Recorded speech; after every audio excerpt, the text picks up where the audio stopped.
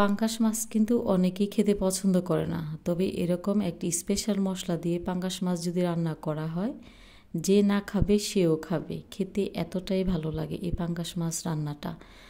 তো এই পাঙ্গাস মাছটা এভাবে রান্না করে দেখবেন, অনেকেই পছন্দ করবে খেতে। তো পাঙ্গাস মাছের উপরে যে চামড়াটা ছিল ওই চামড়াটা আগে তুলে ফেলে দিচ্ছি। আর এই চামড়াটা তুলে ফেলে দিয়ে রান্না করলে কেউ বুঝতেই পারবে না যেটা আপনি পাঙ্গাস মাছ রান্না করেছেন। খেতে এতটাই ভালো হয়। তো মাছের উপরে আমি দিয়ে দিচ্ছি লেবুর রস, আর লেবুর রসটা দিয়ে দেওয়ার পর রসের সাথে মাছগুলোকে খুব ভালো করে মাখিয়ে নেব। আর খুব ভালো করে মাখিয়ে নেওয়ার পর এখানে অ্যাড করছি হলুদের গুঁড়া, মরিচের গুঁড়া সামান্য দিয়ে দেবো, এখানে আদা রসুন বাটা, আর পরিমাণ মতো অ্যাড করেছি লবণ। দিয়ে সবগুলো উপকরণের সাথে মাছগুলোকে খুব ভালো করে মাখিয়ে নিতে হবে। আর মাছগুলো ভালো করে মাখিয়ে নেওয়ার পর মাছগুলোকে আমি রেস্টে রেখে দেব 20 থেকে 25 মিনিটের জন্য।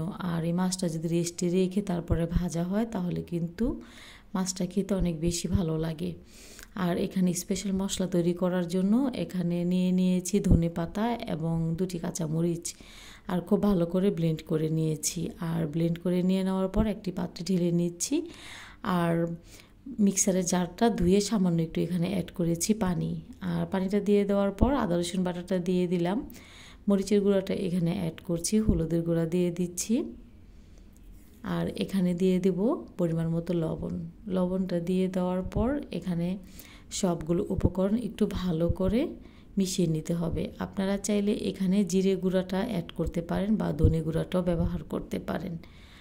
তবে এখানে আমার মনে হয় এরকম মশলার সাথে ধনে গুঁড়া এবং না দিলেও হয়, তাই আমি আর অ্যাড করিনি। এখানে আমি সরিষার তেল দিয়ে মাছটা আজকে রান্না করব, তাই সরিষার তেল দিয়ে মাছগুলোকে আগে ভেজে নিচ্ছি।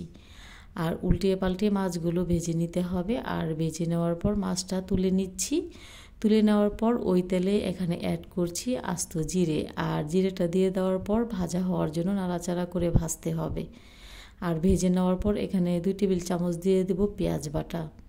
পেঁয়াজ বাটাটা দিয়ে দেওয়ার পর খুব ভালো করে ভাজতে হবে যেন কোনো প্রকার কাঁচা গন্ধটা না আসে। তো পেঁয়াজটাকে খুব ভালো করে ভেজে নিয়েছি। আর ভালো করে ভেজে নেওয়ার পর যে আগে থেকে আমি মশলাটা রেডি করে রেখেছিলাম ওই মশলাটা এখানে ঢেলে দিচ্ছি। আর মশলাটা ঢেলে দেওয়ার পর নাড়াচাড়া করে খুব ভালো করে কষিয়ে নিতে হবে। তো ঢাকনা দিয়ে ঢেকে আমি মশলাটাকে ভালো করে কষিয়ে নিচ্ছিলাম। আর নাড়াচাড়া করে খুব ভালো করে কষিয়ে নিতে হবে। আপনারা দেখতেই পাচ্ছেন তেলটা উপরে বেশি এসেছে। তো এখানে এই পর্যায়ে আমি এখানে আরেকটু পানি দিয়ে দিচ্ছি। আর আরেকটু পানি দিয়ে দেওয়ার পর কিন্তু আরেকটু ভালো করে কষিয়ে নিতে হবে। যখন একটু ভালো করে কষিয়ে নেওয়া হয়ে যাবে তো ওই পর্যায়ে এখানে যে আগে থেকে মাছটা ভেজে রেখেছিলাম ওই মাছটা এখানে অ্যাড করছি।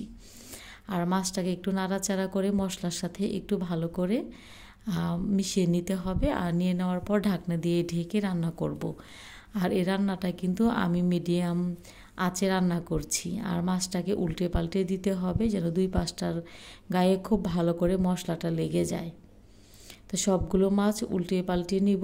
আর উল্টে পাল্টে নেওয়ার পর আবারও ঢাকনা দিয়ে ঢেকে রান্না করব। যে কোনো রান্না কিন্তু ঢাকনা দিয়ে ঢেকে রান্না করলে রান্নার স্বাদ অনেকটা বেড়ে যায়। লাস্ট পর্যায়ে অ্যাড করছি এখানে ধনেপাতা কুচি। তো এই পর্যায়ে আমার রান্নাটা কমপ্লিট। রেসিপি ভালো লাগলে শেয়ার করা অনুরোধ রইল। এতক্ষণ সাথে থাকার জন্য সবাইকে অনেক অনেক ধন্যবাদ জানাচ্ছি। আল্লাহ হাফিজ।